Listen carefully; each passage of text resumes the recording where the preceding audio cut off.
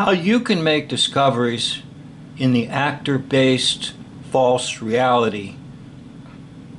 So I'm going to try to walk you through a process that may help you make discoveries.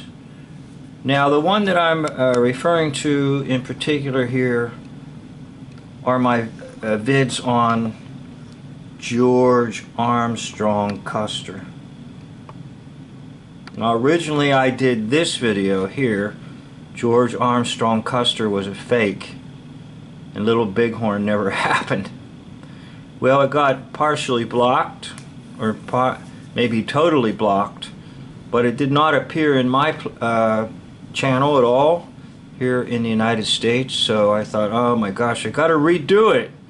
So I redid it with this one called George Armstrong Custer. The Last Stand does not stand my test. Now, how did I get to this point? How do you deal with the actor-based reality system or the hoax-lie system and make discoveries? Well, first of all, it starts with an interest. Okay, now I have a lot of videos around my home residence, and the video in particular that I was interested in making a video about would be the Indian Wars. So I have a copy of this the Indian Wars 5-part documentary, and I decided to watch it, all 5 parts. And as I watched it, I took a few notes, but I'm watching the videos for clues and things that would sort of pop up at me, and I could make some discoveries. So of course, one of the most famous events in the hoax Indian Wars is none other than George Armstrong Custer, because almost everybody knows about Custer's last stand and how the American Indians surrounded them and killed every last one of them. And so George Armstrong Custer was annihilated in 1876 at the battle we know as Little Bighorn. So that sent me on a pursuit of learning more about this hoax character on the stage of false reality history named George Armstrong Custer.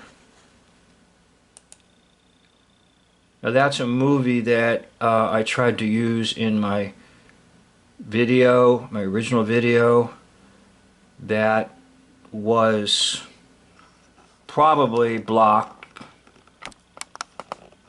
But if you watch this clip from this movie, the full Western movie, Custer of the West, full Western movie, it shows him with his men very bravely just shooting away at Indians as the Indians came and shot away at Custer and all his crew to conclude this 2-hour-plus movie.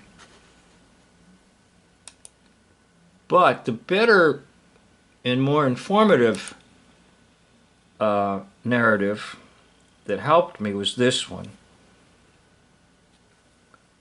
Custer's Last Stand documentary on the life and death of General Custer. And there were many clues in this so-called documentary, but this was the biggest clue of all.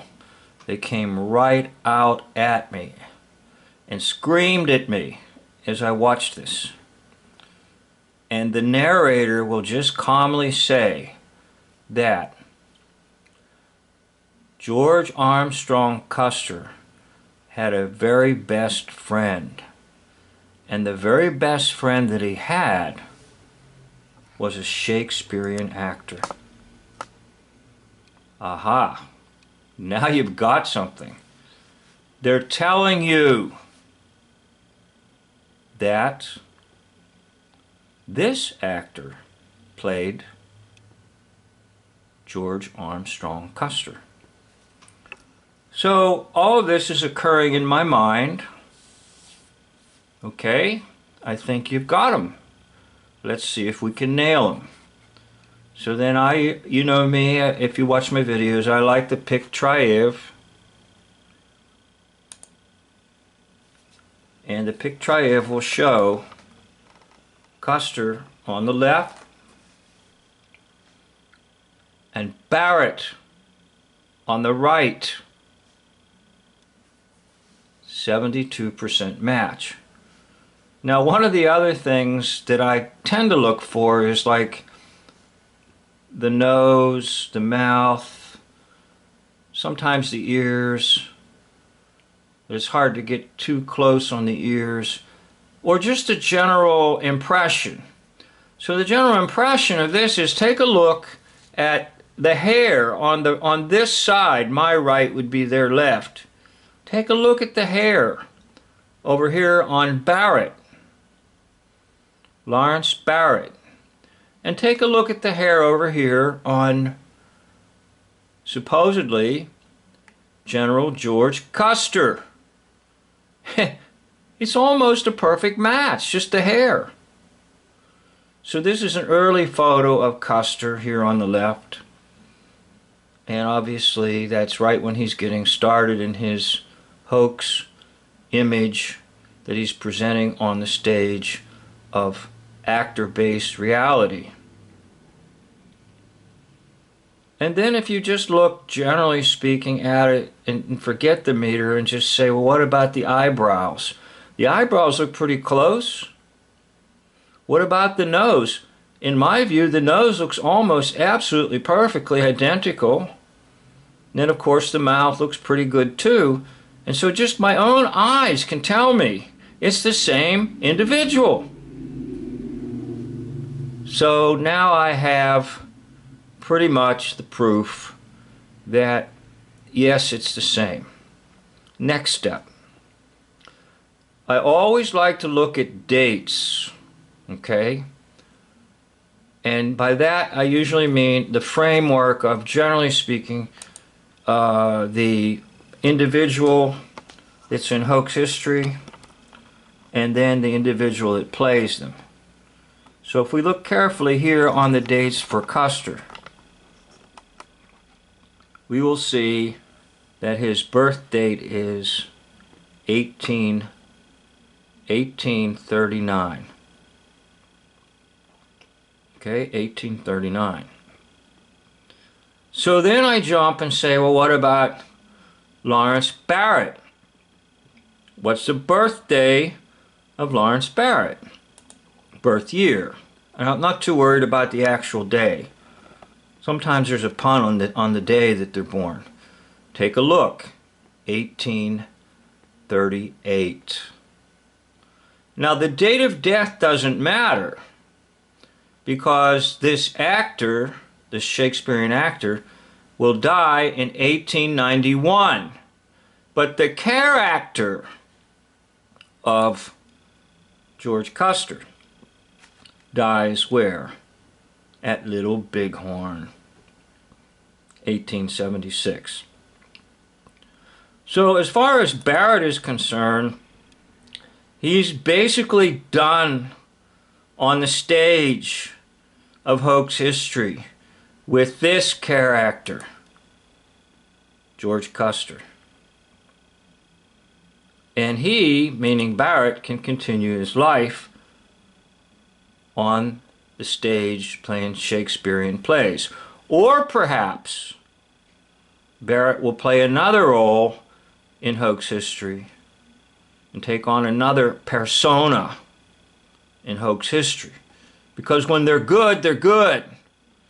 And they recycle them, and sometimes they'll use them in multiple roles at the same time if they're really good. An example of that would be the one we know as Abraham Lincoln. This Lincoln will play Jefferson Davis, He also plays John Brown. There's another one that he plays. I forget which one it is. But anyhow, you can take the same actor and put them in multiple roles, possibly even at the same time. So there you have it. And there is how I nailed Lawrence Barrett.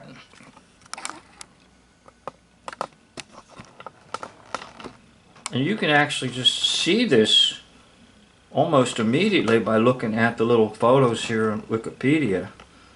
Lawrence Barrett playing George Carson, or George Carson. George Custer.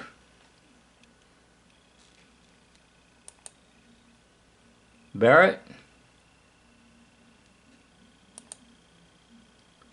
And Custer. Custer and Barrett. Okay? And then once you do that, you've got, as hoax liar Paul Harvey used to say, the rest of the story.